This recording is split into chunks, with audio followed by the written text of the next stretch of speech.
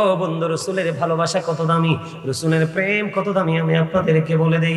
নবীজি যখন মদিনায় ছিল, মদিনায় থাকা অবস্থায় রাসূল 27টা যুদ্ধ করেছে। কয়টা?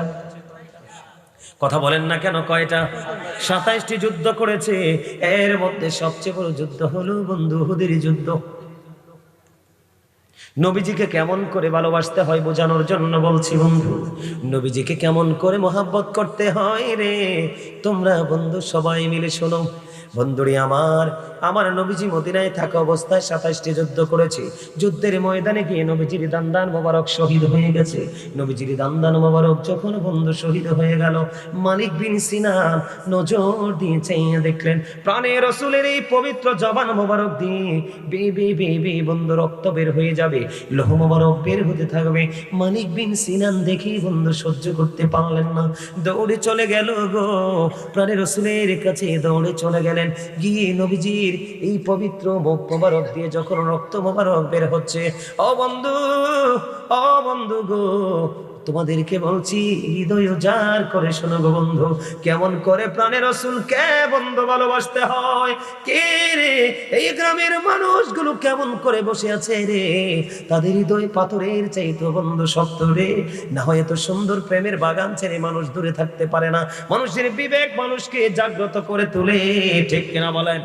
এই জন্য বন্ধু বলে দিতে চাই, মালিক বিন সিনান নবীজি রক্ত মোবারক চুষতে শুরু করলো। যখন রক্তগুলো চুষতে লাগলো, প্রাণের রাসূল একটা ডাক দিয়ে বলল, রে মালিক বিন সিনান, রক্ত বক্ষণ করো না, রক্তগুলো বক্ষণ করো না, জমিনে ফেলে দাও। মালিক বিন সিনান একটা ডাক দিয়ে বললেন, ইয়া রাসূলুল্লাহ, ইয়া হাবিবাল্লাহ, নবী গো, আমি আমার আল্লাহর ইজ্জতের কসম করে বলছি গো নবী, আপনার একটা ফোঁটা রক্ত উহুদের জমিনে আমি পড়তে দেব না। ইয়া রাসূলুল্লাহ, ইয়া হাবিবাল্লাহ, নবী গো, একটা ফোঁটা রক্ত আমি উহুদের জমিনে পড়তে দিব না গো নবী। এই কথা বলে বলে বন্ধু মালিক বিন সিনান নবীজি রক্ত মোবারক চুষতে শুরু করলেন। চুষতে চুষতে চুষতে চুষতে যখন রক্তের ফোঁটা চোষা শেষ হয়ে গেল, শেষ রক্তের ফোঁটা যখন চোষা শেষ হয়ে গেল রে, ও বন্ধু আমার রাসূল একটা ডাক দিয়ে বললেন, রে মালিক বিন সিনান, কি করেছো তুমি? গোটা পৃথিবীর মানুষগুলোকে জানিয়ে দিলেন, দুনিয়ায় যদি তোমরা কোনো জান্নাতি মানুষ দেখতে চাও, তাহলে মালিক বিন সিনানকে তোমরা রেখে নাও। নারে তাকবীর, নারে রিসালাত, আহলে সুন্নাত ওয়াল জামাত, মাওলানা কাজী সুলাইমান কাদরী সাহেব জিন্দাবাদ। রাসূলকে কেমন করে ভালোবাসতে হয় বন্ধু। এই গ্রামের নাম কি? কাইতলা, তো ঠিক কিনা বলে? কাইতলার যুবক কি নিয়ে যাবে কবরে? আমি একটু পরে বন্ধু কবরে যাব, তোমাদের সবাইকে নিয়ে কবরের ভবন আমি গড়ে আসব। বুঝতে পারবা কবর কত নির্মম, কবর কত নিষ্ঠুর, কবর বন্ধু কত ভয়ঙ্কর। এই জন্য তোমাদেরকে আগে প্রেমের জগতে আমি ঢুকাইছি, যেন তোমরা পরে সহজে বাকিটা তোমরা বুঝে নিতে পারো। যুবক নবীকে কেমন করে ভালোবাসতে হয়। হযরতে হানজালা রাদিয়াল্লাহু তাআলা আনহু তরুণ তাগড়া জওয়ান সাহাবী, তিনি কি করলেন? বিয়ে হলো, ও বন্ধু, বিয়ের রাত্রে বাসর হলো। স্বামী স্ত্রীর একটা নওজোয়ান এবং যুবতী, বিয়ের রাত্রটা তাদের জন্য তো মধুময়। এটা হলো তাদের জীবনে আল্লাহর পক্ষ থেকে দেয়া নেয়ামতের রাত্রির মধ্যে গুরুত্বপূর্ণ একটা নেয়ামতের রাত্রি, স্বামী স্ত্রীর মিলন। কথা বলেন না কেন? বন্ধুরে আমার, হানজালা নবীকে কেমন করে ভালোবাসতেন। বিয়ে হলো, স্ত্রীর সাথে বন্ধবাসর হলো, মিলন হলো, কিন্তু উহুদের ময়দান থেকে আসলো দুঃখের খবর।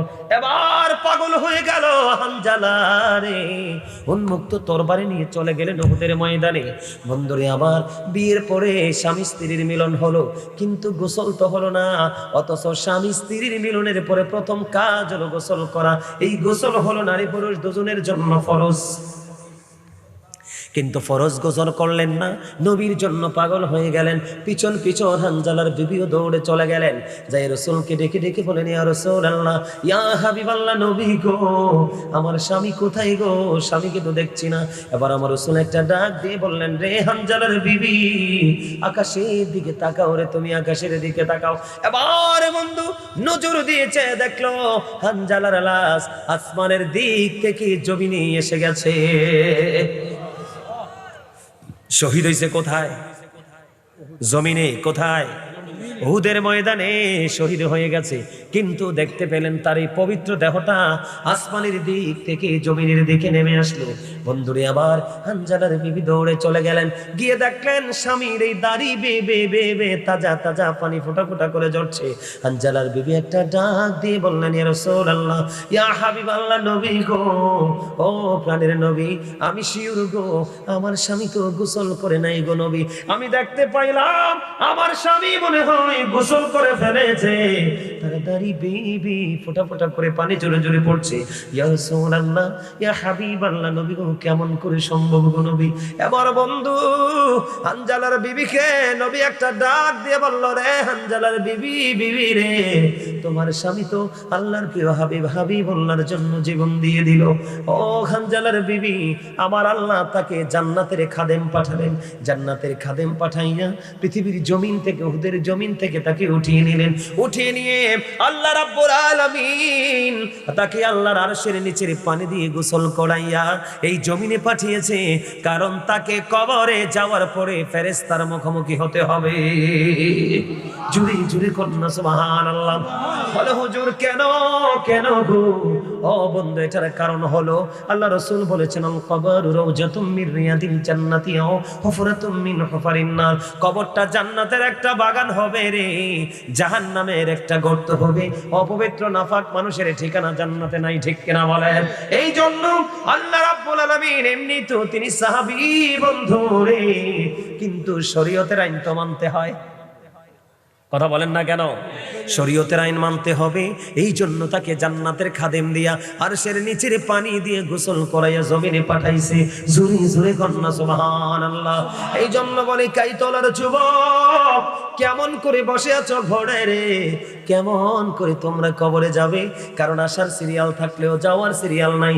এখনকার মুরব্বী মানুষ জমিনে থাকে, এখনকার মধ্যবর্তী যুবক পোলাপাইন হার্ট অ্যাটাকে মারা যায়। কথা বলেন না কেন?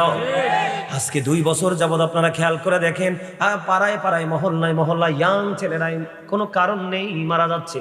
বন্ধু, মারা যাবে না কেন? সকাল বিকাল সারাটা সময় তারা আল্লাহ রাসূলের এগেইনস্টে দাঁড়িয়ে চলে। কথা বলেন না কেন? তাহলে আপনি বোঝেন, শরীর কিন্তু তার নাপাক শরীয়তের হিসাবে, ঠিক কিনা বলেন? শরীর কি নাপাক? মদিনার নবীর প্রেমের কারণে জান্নাতের পানি দিয়া গোসল করছে। সুবহানাল্লাহ বলেন না? আরশের নিচের পানি দিয়া গোসল করছে। করাইছে কে রে? জান্নাতের খাদেম। জুরি জুরি কন্যা সুবহানাল্লাহ। ও বন্ধু, তুমি যখন জান্নাতে যাবে রে, তোমার খাদেম হবে আল্লাহর নূরের ফেরেশতারা। জোরে জোরে বলেন না একবার সুবহানাল্লাহ। এই কাইতলা গ্রামের মা আমার বোনেরা মনে মনে চিন্তা করবে, বলে, হুজুর গো, হুজুর, পুরুষ সাহাবীরাই শুধু নবীকে ভালোবাসেনি গো, মহিলা সাহাবীরা কি নবীকে ভালোবাসে নাই? মহিলারাও ভালোবেসেছে। বন্ধু, প্রমাণ দিতে চাই রে, এই ঘটনাটাও কিন্তু উহুদের ময়দানে হযরত নুসাইবা রাদিয়াল্লাহু তাআলা আনহা তিনি শুনতে পাইলেন নবীজি উহুদের ময়দানে শহীদ হয়ে গেছে। এবার হযরত নুসাইবা সহ্য করতে পারলেন না, দৌড়াই মদিনার নবীর প্রেমে। বন্ধু, কিছু দূর যাওয়ার পরে খবর আসলো, রে নুসাইবা, যুদ্ধের ময়দানে তোমার ভাই তো শহীদ হয়ে গেছে। যুদ্ধের ময়দানে তোমার ভাই তো শহীদ হয়ে গেছে। কেমন প্রেমিক ছিলেন বন্ধু মদিনাওয়ালার! যখন শুনলেন যুদ্ধের ময়দানে তোমার ভাই তো শহীদ হয়ে গেছে, হযরত নুসাইবা দাঁড়ায় না, ও বন্ধু সামনের দিকে দৌড়ায়। আরো কিছু দূর যাওয়ার পরে খবর আসলো, নে নুসাইবা, যুদ্ধের ময়দানে তোমার বাবাও তো শহীদ হয়ে গেছে। আরো কিছু দূর যাওয়ার পরে খবর আসলো, রে নুসাইবা, যুদ্ধের ময়দানে তোমার স্বামীও তো শহীদ হয়ে গেছে। একটার পর একটা সুখের দুঃখের সংবাদ তিনি পাচ্ছেন, কিন্তু নুসাইবা একটা সেকেন্ডের জন্য বন্ধু দৌড়ায় না, দাঁড়ায় না, দৌড়ায় শুধু মদিনার নবীর প্রেমের কারণে। দৌড়াইতে দৌড়াইতে যে দেখা হয়ে গেল মদিনাওয়ালার সাথে। এবার মদিনাওয়ালা ডেকে ডেকে বললেন, রে নুসাইবা, আজকে তোমার অনেক বড় ক্ষতি হয়ে গেল রে। এবার নুসাইবা একটা ডাক দিয়ে বললেন, ইয়া রাসূলুল্লাহ, ইয়া হাবিবাল্লাহ, নবী গো, আমার ভাই, বাবা, স্বামী শহীদ হয়ে গেছে।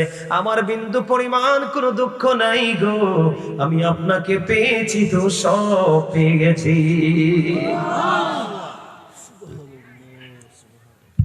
আপনার আমার মধ্যে কি সেই প্রেম আছে? আমরা কি নিয়ে যাবো কবরে? কথা বলেন, আছে ভাই? কি নিয়ে কবরে যাব বলেন? রাস্তা আছে কোনো? প্রেমও নাই, ঈমানও নাই, আমলও নাই, তো কেন আসছি আমরা দুনিয়ায়? শুধু কটা খাওয়ার জন্য আর ঘুমানোর জন্য? না, এটার নাম জীবন না। এই জীবন কিন্তু থেমে যাবে, কিন্তু ওপারের জীবন থামবে না। রসুলকে বন্ধু জঙ্গলের প্রাণীরা পর্যন্ত ভালোবাসতো, এটা বিশ্বাস করেননি? কথা বলেন না কেন? রসুলকে আকাশের মেঘমালা পর্যন্ত ভালোবাসতো রে। আমার রসুল যখন রৌদ্র দিয়ে হাঁটতো, মেঘমালা এসে আমার রসুলকে ছায়া দিত। ও বন্ধু, কেমন নবী তোমরা পেয়েছো, আমরা পেয়েছি বন্ধু, জানো না? হযরতে আলী রাদিয়াল্লাহু তাআলা আনহু বলছেন, আমি নবীজির সঙ্গী, ও বন্ধু নবীজি হাঁটতেছেন, আমি নিজের কানে শুনতে পেয়েছি রে, আশেপাশের গাছপালা আমার রাসূলকে সালাম দিয়েছে। জোরে জোরে কন্যা সুবহানাল্লাহ। ও বন্ধু, হযরতে জাবির ইবনে সামুরা রাদিয়াল্লাহু তাআলা আনহু তিনি বললেন, আমি পূর্ণিমা রাতে চেয়ে দেখলাম নবীজি একটা চাদর মুড়ি দিয়ে শুয়ে আছে। আমি পূর্ণিমা রাতে দেখলাম রাসূল একটা চাদর আবৃত করে শুয়ে আছে। আমি একটা বার পূর্ণিমার চাঁদের দিকে তাকাইলাম, আর একটা বার আমার প্রাণের রাসূলের নূরানি চেহারা মোবারকের দিকে তাকাইলাম। আমি চাইয়া দেখলাম রে, পূর্ণিমার চাঁদ চাইতেও সুন্দর আমার নবী। আমরা কেমন নবীর উম্মত হয়েছি রে বন্ধু? আমার রাসূল জানিয়ে দিয়েছে, উম্মত উম্মত রে, সকল নবীরা তাদের দোয়া দুনিয়ায় শেষ করে গেছে রে উম্মত, কিন্তু আমি নবীর দোয়া আমি শেষ করে যাইনি রে, আমি আমার উম্মতের জন্য জমা করে রেখে দিয়েছি। জুড়ে জুড়ে কন্যা সুবহানাল্লাহ। এমন নবীকে ভুলে মানুষ কেমন করে বন্ধ ঘরে থাকে রে, এমন রাসূলকে বলে মানুষ কেমন করে ঘরে ঘুমায় রে। ওই রাসূলকে ভুলে গেলে বন্ধু তোমার জীবন বিপন্ন হয়ে যাবে বন্ধু। কেমন নবীর উম্মত হয়েছি আমরা। ও বন্ধু, 1969 সনে নীল আর্মস্ট্রং $50 লক্ষ কোটি ব্যয় করে তিনি চাঁদের দেশে গেলেন। ওখান থেকে বিন্দু পরিমাণ বালুকণা নিয়ে তিনি পৃথিবীতে ফিরে আসলেন। আপনার আমার এই জমিন থেকে চাঁদ বন্ধু 1,40,000 মাইল দূরে রে বন্ধু। আমার রাসূল এই পৃথিবী থেকে ইশারা করলেন, 1,40,000 মাইল দূরে চাঁদকে 4টা 2টা টুকরা হইতে দেরি হয় না। সুবহানাল্লাহ বলেন না কেন? আরো জোরে বলেন না সুবহানাল্লাহ। আমার নবী এমন একজন নবী বন্ধু রে, আপনারা জানেন কিনা জানি না, মুসা নবী আল্লাহকে দেখতে চেয়েছিলেন, আল্লাহ রাব্বুল আলামিন না করে দিয়েছেন।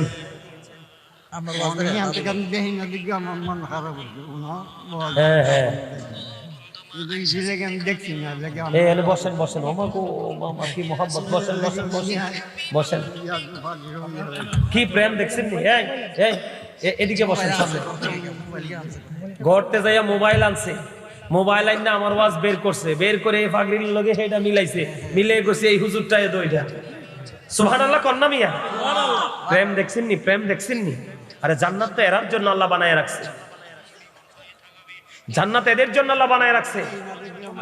আমি আপনাদেরকে বলি, আমার গোটা বাংলাদেশ তথা গোটা পৃথিবীতে যত ভক্ত, আমার ভালোবাসার মানুষ, সব মুরব্বী, সব মুরব্বী, নারী বলেন পুরুষ বলেন, সব এ দাদু ভাইয়ের মতো আপনাদের মতো মুরব্বী, সব ফোলাফাইন আমার বন্ধু হয় না।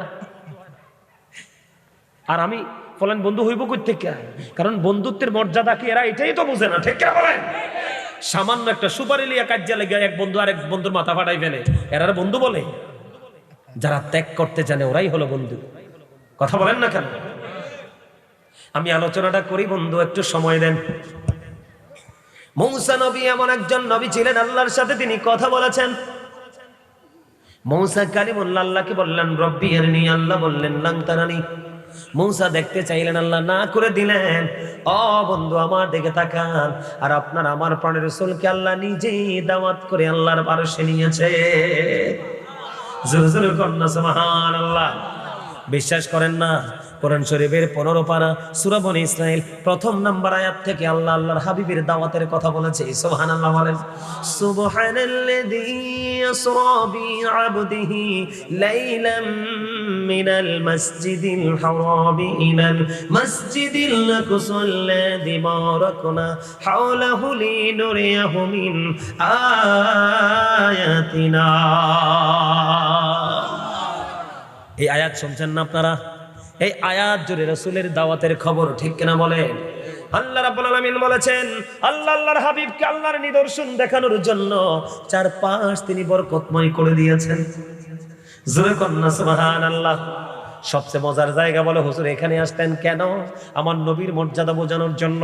আপনি নবীকে যত বেশি ভালোবাসবেন কাল হাসরে নবীর তত বেশি কাছে থাকবেন। যে নবীর যত বেশি কাছে থাকবে রে ও বন্ধু সে তত বেশি নিরাপদ। ঠিক না ঠিক? আমার দিকে তাকান বন্ধু। আল্লাহ যখন আল্লাহর আরশের গেইটে যখন চলে গেলেন আপনার আমার প্রাণের রাসূল আল্লাহ রাব্বুল আলামিন দেখতে পাইলেন আল্লাহর প্রিয় হাবিব বললেন পাদুকা মোবারক খুলতে চায়, জুতা মোবারক খুলতে চায়। আল্লাহ বললেন হাবিব আপনার জুতা খোলার দরকার নেই গো, আপনি জুতা নিয়ে আমার আরশে প্রবেশ করেন গো হাবিব। এবার আল্লাহ যখন বললেন আল্লাহ গো মূসা যখন ভিতরে গিয়েছিল তুমি তো বলেছিলে জুতা খুলে যাওয়ার জন্য, সেই তুলনায় তোমার আরশের দাম আকাশ চুম্বি গো, আমি কেমন করে তোমার আরশে জুতা নিয়ে আসবো? আল্লাহ রাব্বুল আলামিন একটা ডাক দিয়ে বললেন হাবিবি গো আমি আপনাকে এই জন্য বলেছি জুতা নিয়ে আসার জন্য, কারণ আমি আপনার জুতার ধুলি লাগাইয়া আজকে আমি আমার আরশের দাম বাড়াবো। মজার জায়গাটা হলো এই জায়গাটা বন্ধুরে আমার। আল্লাহ রাব্বুল আলামিন আল্লাহর হাবিবকে আমার রাসূলকে প্রশ্ন করলেন হাবিব আসমানে ফেরেশতারা কি নিয়ে ঝগড়া করছে, কি নিয়ে তারা কথা কাটাকাটি করছে? এবার আমার রাসূল ডেকে ডেকে বললেন আল্লাহ গো আপনি তো ভালো জানেন। এই কথাটা বলতে দেরি আল্লাহ রাব্বুল আলামিন হাদিস শরীফের মধ্যে এসেছে বন্ধু আল্লাহ রাব্বুল আলামিন আপনি একটু দেখাইয়েন তারার দেখাই। আল্লাহ রাব্বুল আলামিন আল্লাহর কুদরতি হাত আল্লাহর হাবিবের দুই কাঁধ মোবারকের মধ্যখানে রাখলেন। জুরে জুরে কন্যা সুবহানাল্লাহ। দুই কাঁধ মোবারকের মধ্যখানে রাখলেন। আল্লাহর হাবিব বললেন আল্লাহর কুদরতি হাতের ছোঁয়া যখন আমার দুই কাঁধের মধ্যখানে লেগে গেল আমার বুক পর্যন্ত আমার প্রশান্তিতে চলে আসলো। আল্লাহর আরশে দাঁড়াইয়া আসমান এবং জমিনের মধ্যে শুরু থেকে শেষ পর্যন্ত কি আছে আমি নবী আল্লাহর আরশ থেকে মেরাজের রাতে সব দেখে নিয়েছি। আমরা সেই নবীর উম্মত। রাসূল বলেছেন অন্য হাদিসের মধ্যে এসেছে একটা মানুষ হাতের তালুর দিকে তাকাইলে প্র্যাকটিক্যালি যা আছে দেখা যায়। রাসূল বলেছেন আমি এমন ভাবে দেখতে পেয়েছি একটা মানুষ তার হাতের তালুটাকে স্পষ্ট যেইভাবে দেখতে পায় ঠিক সেইভাবে। জোরে জোরে করুন একবার সুবহানাল্লাহ, আর জোরে বলেন না সুবহানাল্লাহ। এখন আপনি মনে মনে চিন্তা করলেন, কি করলেন? আপনি মন থেকে বন্ধু ডিসাইড করলেন আপনি কি করবেন না, প্রেম করবেন না, কি করবেন না। আপনি রাসূলের কথা মানবেন না, আপনি আলেমদের কথা মানবেন না, আপনি কারোর সাথে কোনো প্রেমের ডুরি লাগাবেন না, আপনি মিথ্যা কথা বলবেন, চুরি করবেন, ডাকাতি করবেন, পরের হক নষ্ট করবেন, মানুষের বদনাম করবেন। গ্রামে গ্রামে মানুষ যখন বিপদে পড়বে আপনার অর্থ আছে আপনি সুদের টাকা খাবেন। আছে না? আপনাদের কাইতলাতে সুদ খায় এমন মানুষ আসেনি? আছে আছে। ওমা ওমা কিও ওইটা আছে? আরে খুদারে কই যাইতাম রে, এটা আছে তো শেষ মনু। এই ওয়াজ করি লাভ হইব কি? লাভ আছে নি কোনো? আলহামদুলিল্লাহ বলেন। আমাদের সমাজকে জাতিকে ধ্বংস করে দিয়েছে সুদের মতো জঘন্য অপরাধ। কথা কয় না কেন? কেন তারা সুদ খায়? তারা কবরকে চিনে না, এই জন্য। এই কারণে বন্ধু আমি আজকে আলোচনার একটা শিরোনাম দিয়েছি। আমাকে যে দাওয়াত দিয়েছে ছেলেটা নামটা কি যে তার মা মারা গেছে, যে ইকবাল। ইকবাল কয়েকদিন আগে তার মা মারা গেছে। কালকে বন্ধু ছেলেটা ইকবাল ফোন দিয়ে এত বেশি কান্না করেছেন বিশ্বাস করবেন কিনা। ও বন্ধু যখন বলেছে হুজুর হুজুর গো আমার মা তো আর দুনিয়ায় নাই গো হুজুর। বন্ধু বিশ্বাস করেন তার এই কথা শুনিয়া আমার কলিজা বন্ধু ধরপড় শুরু করে দিল। কেন কেন গো? একদিন তো এমন ভাবে আমার মাও পৃথিবী ছেড়ে চলে যাবে। বন্ধু রে কবর বড় নিষ্ঠুর। যেহেতু ইকবালের মা বন্ধু কবরে চলে গেছে, আজকে আমি কবর নিয়ে আলোচনা করব। এই জন্য আমি আজকে আলোচনা শিরোনাম দিয়েছি আইয়ুহাল্লাযীনা আমানু কু আনফুসাকুম ওয়া আহলিকুম নার। আল্লাহ বলেছেন, O believers, save yourself and your families from the fire. আল্লাহ ঈমানদারকে ডেকে বলেছেন, তুমি জাহান্নাম থেকে বাঁচো এবং তোমার আহালকেও জাহান্নাম থেকে বাঁচাও। বন্ধু, একটু আগে বলেছি, রাসূল বলেছেন, আল কবরু রাউজাতুম মির রিয়াদিল জান্নাতি আও হুফরাতুম মিন হুফারিন নার। রাসূল বলেছেন, কবরটা বন্ধু জান্নাতের একটা বাগান হবে রে, জাহান্নামের একটা গর্ত হয়ে যাবে। বন্ধু, কে জানি রে সেই হতভাগা যার জন্য কবরটা গর্ত হয়ে যাবে। বন্ধুনি আমার দিকে তাকান, ইকবালের মায়ের মতো আপনার আমার মা, আপন স্বজন চলে গেছে, আবার চলে যাবে। বন্ধু, আমরাও চলে যাব। কবরে যখন মানুষ চলে যাবে, দুইজন ফেরেশতা আসবে। বন্ধু, এই দুইজনের স্কিনটা হবে কালো। কে? তাদের স্কিন, গায়ের রং হবে বন্ধু কালো, চোখ দুইটা হবে বন্ধু ব্লু কালার, নীল হবে তাদের চোখ দুইটা রে। ও বন্ধু, মুমিনকে প্রশ্ন করবে, মুমিনকে রব সম্পর্কে, রাসূল সম্পর্কে, দিন সম্পর্কে প্রশ্ন করবে। ও বন্ধু, সঙ্গে সঙ্গে সঙ্গে সঙ্গে উত্তর দিবে। উত্তরটা দিতে দেরি, গায়েব থেকে আওয়াজ আসবে বন্ধু, আসতে দেরি রে, তার কবরটা দৈর্ঘ্যে এবং প্রস্থে 70 গুণ প্রশস্ত হয়ে যাবে। জুরি জুরি করুন সুবহানাল্লাহ। কি হয়ে যাবে? দৈর্ঘ্যে এবং প্রস্থে বন্ধু 70 গুণ প্রশস্ত হয়ে যাবে। নূরের আলোয় তার কবরটা আলোকিত হয়ে যাবে। বন্ধু, তার কবর জান্নাত হয়ে যাবে। ঠিক তখনই বন্ধু, তখনই কি করা হবে বন্ধু?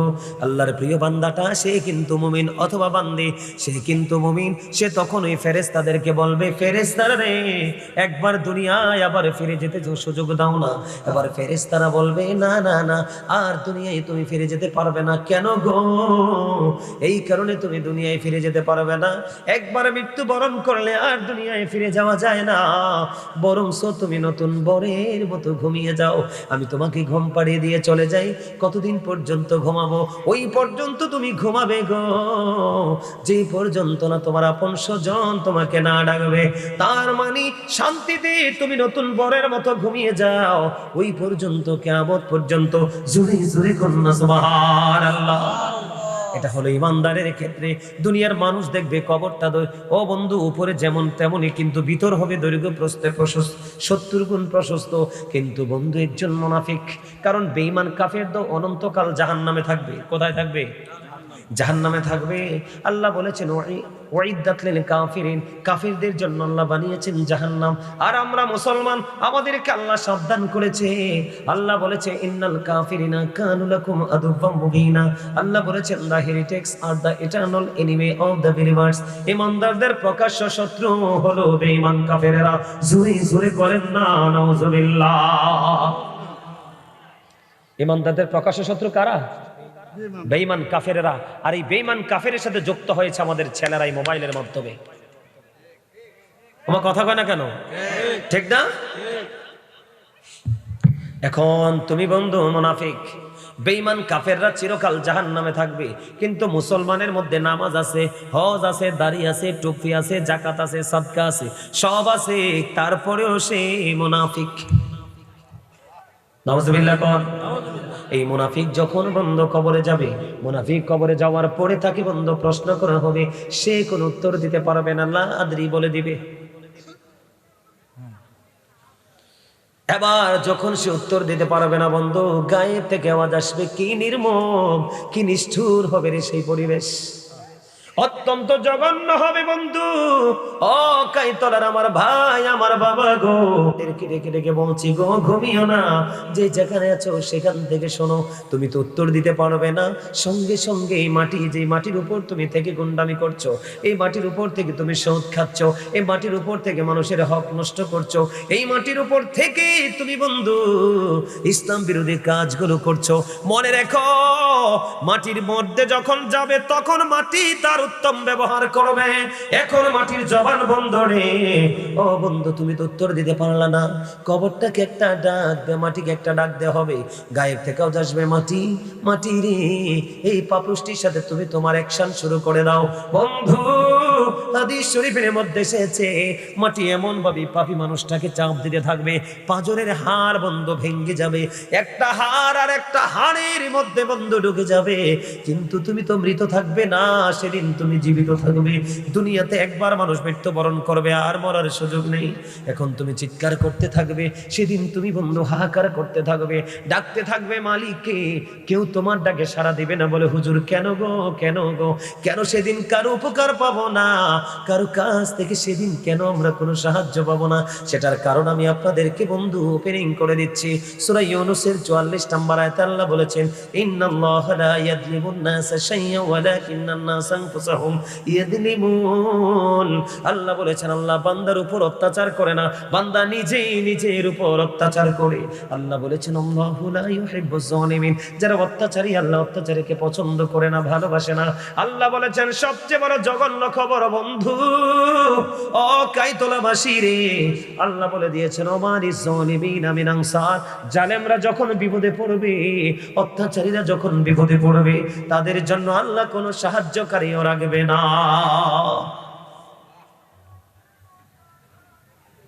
আপনি সারা জীবন সম্পদের নেশায় দৌড়াইছেন, আপনি সারা জীবন সন্তানের ভবিষ্যতের চিন্তায় আপনি দৌড়াইছেন, আল্লাহ রসুলের খবর রাখেননি, কখন কি করতে হবে সেটাও আপনি করেননি। ওই সমস্ত নারী পুরুষের জন্য ওয়াজ। কোরআন শরীফের 19 পারা সূরা শুআরা 88 নম্বর আয়াতে আল্লাহ বলেছেন, ইয়াউমা লা ইয়ানফাউ মালুন ওয়ালা বানুন, কিয়ামতের দিন আপনার ধন সম্পদ সন্তান সন্ততি কোনোটাই কোনো কাজে আসবে না। ওরে গাইতলার মানুষ কেমন করে সেদিন সইবে রে? ও বন্ধু আল্লাহরও খবর জানিয়ে দিয়েছে, বলবনি? কথা বলেন না। আমরা কিন্তু দেখতে পাই, আমাদের মনের মধ্যে যদি এমন চিন্তা থাকে যে আমরা দেখতে পাচ্ছি কবরটা মাত্র 3.5 হাত মাটির কোণ, এই কবরটার উপরে একটা বাঁশের চাউনি দিয়ে দিলাম, দেওয়ার পরে কিছু মাটি দিয়ে বন্ধু ঢাকা দিয়ে দিলাম, ধাক্কা দিলে তো পারা যায় না। না না, আল্লাহ বলেছেন ইন্না বাতশা রাব্বিকা লাশাদীদ, The seeking of Allah is difficult. আল্লাহর ধর, আল্লাহর পাকড়াও বন্ধু বড় শক্ত, বড় কঠিন। আল্লাহ বলেছেন ইন্নাল্লাহা সারিউল হিসাব, আল্লাহ is going to take account, আল্লাহ হিসাব গ্রহণে অত্যন্ত তৎপর। জুরি জুরি করুন একবার আল্লাহু আকবার। তোমার জীবনে যত সময় তুমি দুনিয়ার বুকে পেয়েছো বন্ধু, তোমার জীবনে যত সময় তুমি দুনিয়ার বুকে পেয়েছো, প্রত্যেকটা সময়ের হিসাব আল্লাহ পুঙ্খানুপুঙ্খান তোমার কাছ থেকে নেবে। যৌবনকালের হিসাব তোমার থেকে নেবে, কতটুকু শিক্ষা অর্জন করেছো সেটার হিসাব নেবে, শিক্ষা অনুযায়ী কতটুকু আমল করেছো সেটার হিসাব বন্ধু মানুষের কাছ থেকে নেবে। এই ছেলে নিচে যা বসো, মুরব্বীরা সামনে বসে। এই যে বাচ্চা কাচ্চার আদব কায়দা কিচ্ছু নাই, শিখবো কোত্থেকে? এখনকার মা বাপে তো আছে মোবাইল লইয়া আর গুন্ডামি লইয়া। মা কথা কয় না কেন? কয়টা মা বাবা আছে, ঠিক না বলেন? কয়টা মা বাবা আছে সন্তানকে শিক্ষা দেয়? ঠিক না ঠিক? আমার কথা আপনারা বুঝতেছেন? কথা বলেন, বুঝতেছেন? তাহলে কি করা যাবে? আমার দিকে তাকান, সেই দিন কিন্তু কাউকে দোষ দিতে পারবেন না। কথা বলেন না কেন? সেদিন কি কাউকে দোষ দেওয়া যাবে? যাবে না, যাবে না। ও গাইতলাবাসী, তোমার আমার বাড়িতে, কোনো দোকানে, কোনো রাস্তায়, সৌমনিতে যদি সিসি ক্যামেরা লাগায়, মানুষ ভয়ে কিন্তু সেই ক্যামেরার সামনে যেয়ে কোনো অকারেন্স করে না, কারণ ধরা পড়ে যাব। কিন্তু এই ক্যামেরার ফুটেজ তো নষ্ট করা যায়, ডিমলিশ করা যায়। বন্ধু, এমন চির অমর ক্যামেরা তোমার কাঁধে আছে রে, তুমি মরে গেলে ওই ক্যামেরা বন্ধ মরবে না। এই ক্যামেরার নাম কি? আল্লাহ বলেছেন ওয়া ইন্না আলাইকুম লাহাফিজিন কিরামান কাতিবিন, ঠিক না বলেন?